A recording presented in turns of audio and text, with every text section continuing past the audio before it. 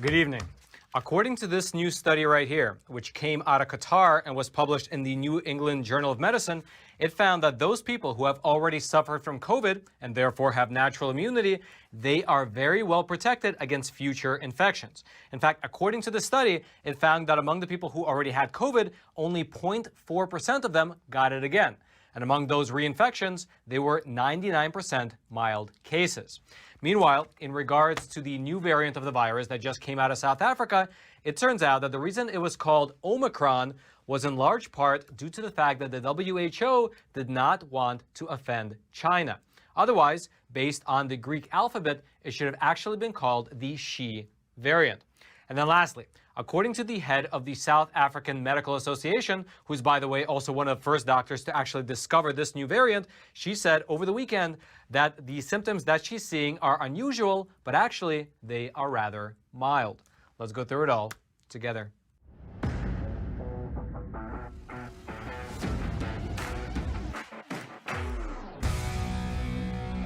This is your daily Facts Matter update, and I'm your host, Roman, from the Epoch Times. And now let's begin today's discussion by talking about natural immunity. According to a recently published study, which came out of the Kingdom of Qatar, people who have already recovered from COVID, meaning they already had a COVID infection, they have very little risk of contracting the disease again. Meaning that according to this study, an individual who has already suffered from COVID is at very little risk of becoming reinfected. Now, of course, if you've been following the story of natural immunity in regards to COVID for a little while now, then you likely already know this fact. Because in total, there have been over 100 studies across the entire globe which support the claim that natural immunity very likely provides either similar or even superior protection compared to vaccines. However, what makes this study out of Qatar so special is the scope. Because Qatar is a relatively small country, it's also a kingdom, and therefore the researchers in that nation, they were able to collect comprehensive data on almost everyone in the entire country. Here's in fact what the study said in regard to the scope of the research that they were able to do. Quote, using national federated databases that have captured all SARS-CoV-2 related data since the onset of the pandemic, we investigated the risk of severe disease leading to acute care hospitalization, critical disease leading to hospitalization in an intensive care unit, and fatal disease caused by reinfections as compared with primary infections in the national cohort of 353,326 persons. And so essentially, what these Qatari researchers were able to do is to use their national databases to examine the medical records of almost everyone in the entire country. And more specifically, there were 353,326 people in the country who had contracted COVID sometime between February 28th of 2020 and April 28th of 2021, meaning that sometime in this 14-month time period, these individuals had been infected. Then, what the researchers did is that they removed about 87,500 people from their study group and they excluded them because those people had gotten the vaccine. And the researchers, they wanted to only study the people who had exclusively natural immunity, not people who had natural immunity plus the vaccine. Then they followed the records of the remaining people to see whether they became reinfected. And what they found was that natural immunity provided very strong protection.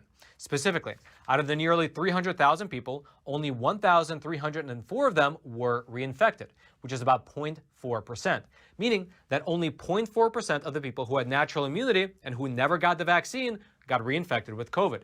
Then, when they looked for severe cases, meaning cases of COVID that were so serious that people had to go to the hospital, the researchers only found 4 cases. Only 4 cases of reinfection that were determined to be severe, meaning that out of everybody in Qatar who had natural immunity and also never got the vaccine, there were only 1,304 people who got reinfected. And out of these people, 1,300 of them were mild cases, while only 4 were severe cases. The researchers also noted that there were no cases of deaths among the reinfected.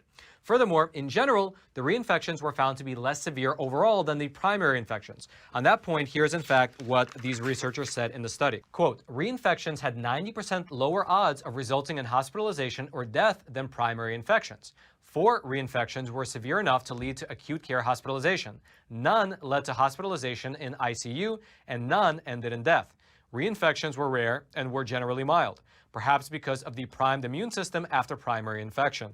And then this is how one of the lead researchers in this particular study, here's how he summarized their findings. Quote, accordingly, for a person who has already had a primary infection, the risk of having a severe reinfection is only approximately 1% of the risk of a previously uninfected person having a severe primary infection, which is a very convoluted and roundabout way to say that the risk is relatively low. Now, while this study doesn't exactly make clear how long the protection lasts, according to the actual data that was found in the pages of the study, the median time between the first illness and reinfection was about 9 months. And this is leading these researchers to then go on and say that they are studying whether natural immunity to COVID mirrors our natural immunity to the common cold. Here's in fact what they wrote on this front in regards to the research that they are continuously doing. Quote, needs to be determined whether such protection against severe disease at reinfection lasts for a longer period, analogous to the immunity that develops against other seasonal common cold coronaviruses, which elicit short-term immunity against mild reinfection, but longer-term immunity against more severe illness with reinfection. If this were the case with SARS-CoV-2, the virus, or at least the variant studied to date, could adopt a more benign pattern of reinfection when it becomes endemic.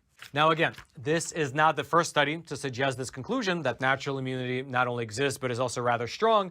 There have in fact been over 100 such studies to this day. However, as I mentioned earlier, this one out of Qatar is one of the larger studies, and it adds to the growing body of evidence surrounding natural immunity as a whole.